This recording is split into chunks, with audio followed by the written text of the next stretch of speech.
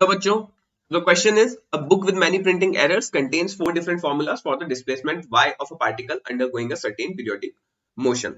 और हमें यहाँ पे 4 different formulas दिए गए हैं उसके लिए, जहाँ पे हमें दिया गया है कि a is equal to maximum displacement of the particle, v is equal to speed of the particle, t is equal to time period of motion. We have to rule out the wrong formulas on dimensional grounds. तो first of all, जो key concept है यहाँ पे वो है dimensional analysis.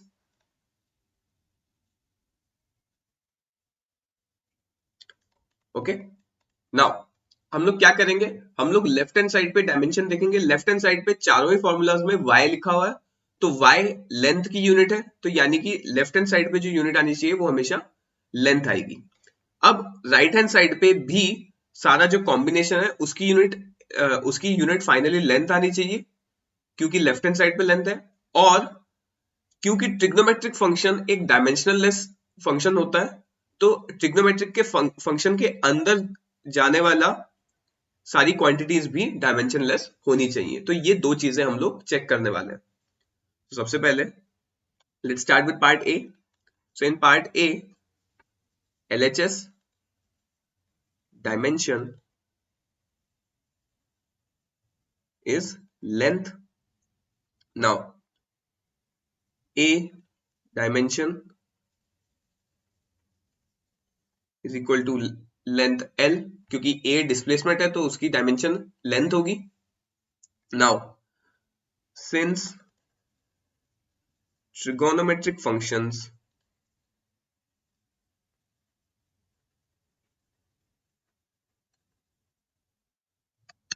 are dimensionless,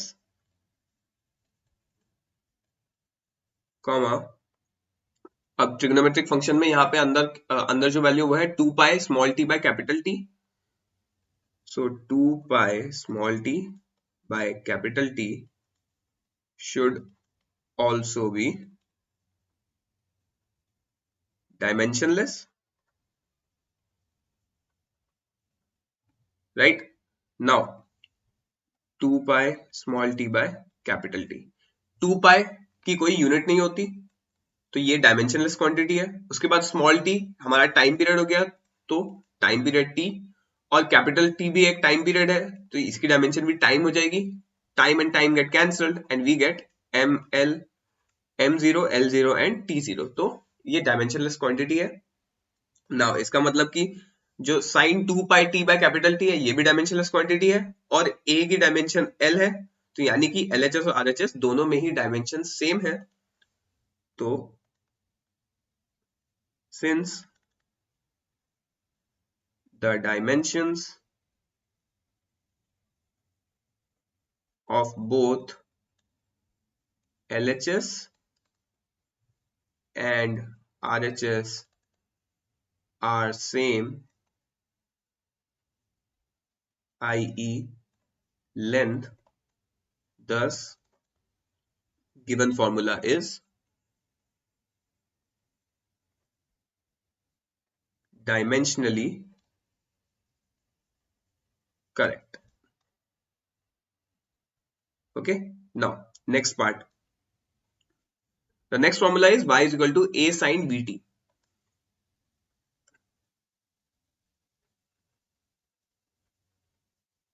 Once again, trigonometric function should be dimensionless, so sin vt should be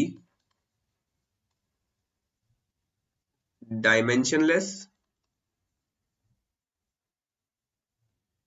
which means vt should also be dimensionless. Now v is the velocity, तो velocity के dimensions हो जाएंगे length per unit time multiplied by time, so t, which means the dimensions turn out to be length l. तो यानी कि vt has dimensions l, therefore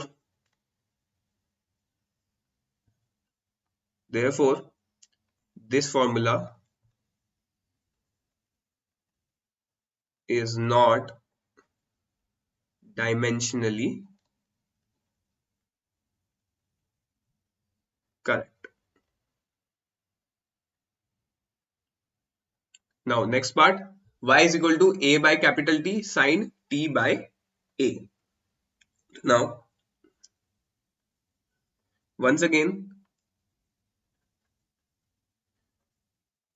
जो trigonometric function है उसके अंदर ट्रिग्नोमेट्रिक फंक्शन हमारा डायमेंशनलेस होना चाहिए, तो sin t by a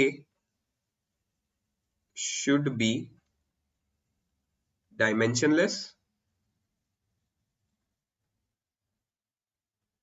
which means t by a should be dimensionless.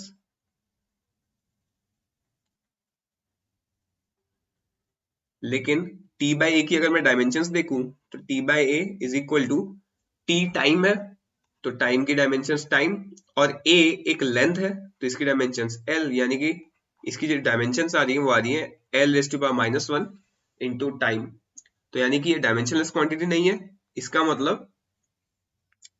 मतलब कि ये एक्सप्रेशन डायमेंशनली इनकरेक्ट है। ऑल्सो राइट हैंड साइड पे यहाँ पे a बाई टी भी है, तो यानी कि more over a by t has dimensions,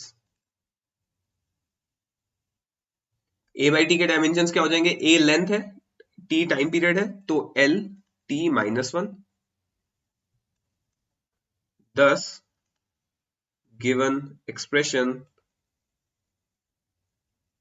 is dimensionally incorrect.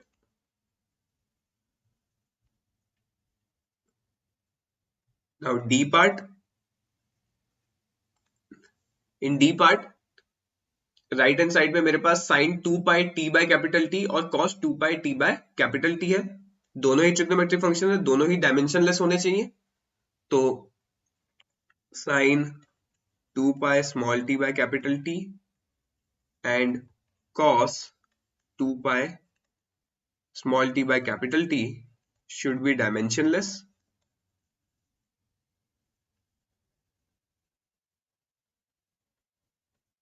which means 2 pi small t by capital T should be dimensionless and 2 pi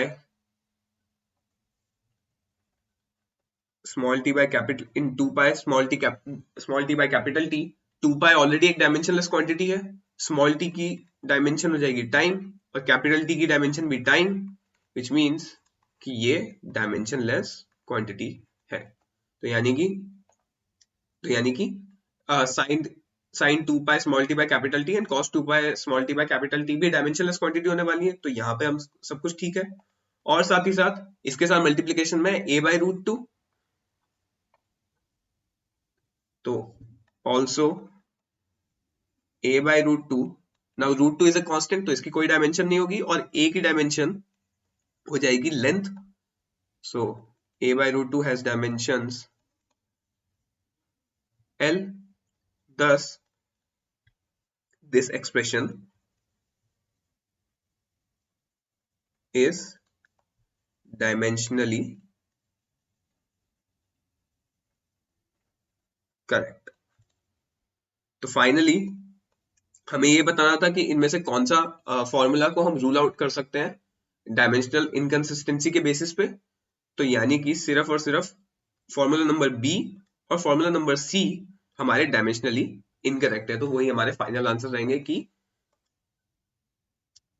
B and C can be ruled out based on dimensional inaccuracy, और ये हमारा final answer है। तो I hope you understood this question well and all the best.